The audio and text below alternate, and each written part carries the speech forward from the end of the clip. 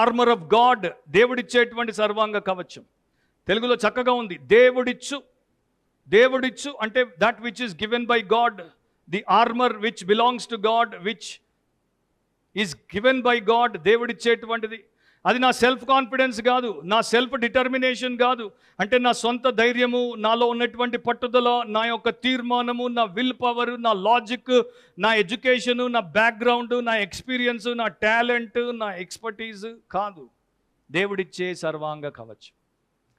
దావీదు సౌలు దగ్గరికి వచ్చాడు, గొలియాతు మీద యుద్ధానికి పోతానని. సౌలు అన్నాడు వెంటనే ఇతనికి నా యొక్క యుద్ధోపకరణాలు, ఆ సర్వాంగ కవచాన్ని తొడగమంటే తొడిగేస్తారు. దావీదు దాంట్లో ఇరుకున పడిపోయి, అమ్మ బాబో ఇది నాకు అలవాట్లేదు, ఇది నాకు వద్దు అని చెప్పి విప్పదీసేసి పాడేసి వెళ్ళిపోతాడు. దేవుడిచ్చేటువంటి సర్వాంగ కవచం ఆ టైంలో ఒడిసెల రాయి.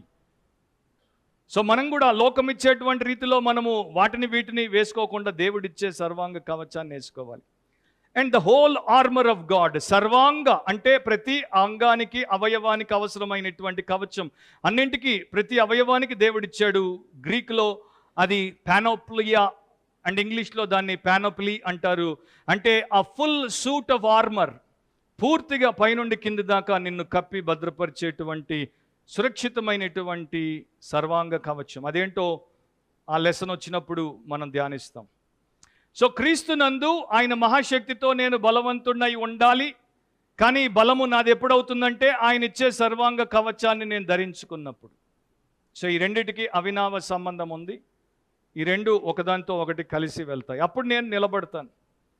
దేవుడిచ్చు సర్వాంగ కవచమును ధరించుకున్నప్పుడు అపవాది తంత్రములను ఎదురించుటకు శక్తిమంతులగునట్లు అని ఉంది. సో నేను నిలబడతాను. యుద్ధం చేసినప్పుడు నేను పడిపోను. చాలామంది క్రైస్తవులు లోకం ఇచ్చేటువంటి వస్త్రాలు ధరించుకుంటారు, గార్మెంట్స్ ఆఫ్ ద వరల్డ్ అంటారు. సో లోకం ఇచ్చేటువంటి వస్త్రాలు ధరించుకొని లోకపు ఫ్యాషన్స్తో కొట్టుకుపోయేటువంటి వారు ఎట్లా ఉంటారంటే, వారు దేవుని యొక్క సర్వాంగ కవచాన్ని ధరించుకోలేరు.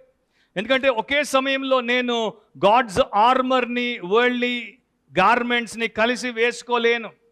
ఈ రోజున ఎంతోమంది క్రిస్టియన్స్ ఎట్లా ఉన్నారంటే, బ్యాటిల్లో వారు నిలబడినట్లు కనిపించరు, బ్యూటీ పరేడ్కి వచ్చారేమో అనిపిస్తుంది. మన ఆత్మల కొరకు, మన కుటుంబీకుల ఆత్మల కొరకు, మన సన్నిహితుల ఆత్మల కొరకు, మన శ్రేయోభిలాషుల ఆత్మల కొరకు, మన పరిచయస్తుల ఆత్మల కొరకు, మన సంఘస్థుల ఆత్మల కొరకు, దేశస్థుల ఆత్మల కొరకు మనమే పోరాడాలి.